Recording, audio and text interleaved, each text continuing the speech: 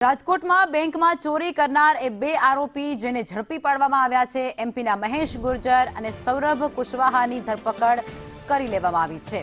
બેંકમાં જઈ અને નોટ બદલાવવાના નામે તેમના દ્વારા ચોરીની ઘટનાને અંજામ આપવામાં આવ્યો હતો। 5 બેંકમાંથી ₹90,000ની ચોરીને અંજામ આપી તેઓ ફરાર થયા હતા। પોલીસે ઘટના સ્થળે લઈ જઈ અને આ બંને આરોપીઓ પાસે ઘટનાનું રીકન્સ્ટ્રક્શન પણ કરાવ્યું છે। 90,000ની ઉઠાંતરી કરી અને આ બંને શખ્સો જે ફરાર થયા હતા ત્યારબાદ પોલીસને ધ્યાને આ બાબત આવી હતી ફરિયાદના માધ્યમથી। ત્યારબાદ પોલીસે તપાસ શરૂ કરી હતી અને આ બંને વ્યક્તિઓને ઝડપી પાડ્યા છે। બંને આરોપીને ઘટના સ્થળે લઈ જઈ ઘટનાનું રીકન્સ્ટ્રક્શન પણ કરાવ્યું છે। સંવાદદાતા મયુર અમારી સાથે જોડાઈ ગયા છે। મયુર, અત્યારે રાજકોટમાં જે સામે આવી છે વિગતો તે અંતર્ગત શું છે જાણકારી, જેમાં ચોર એ બેંકની અંદરથી 90,000ની ચોરી કરી ફરાર થયા હતા?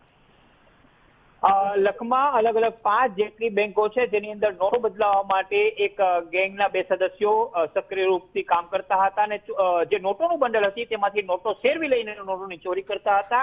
આ મામલે એક સીસીટીવી પોલીસના હાથ લાગ્યા હતા અને ત્યારબાદ મધ્યપ્રદેશના મહેશ ગુર્જર અને સૌરભ કુશવાહા છે તેમની ધરપકડ કરવામાં આવી છે।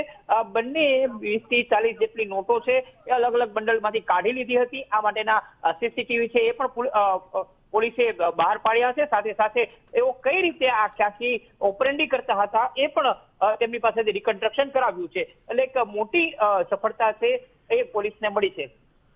આભાર મયુર।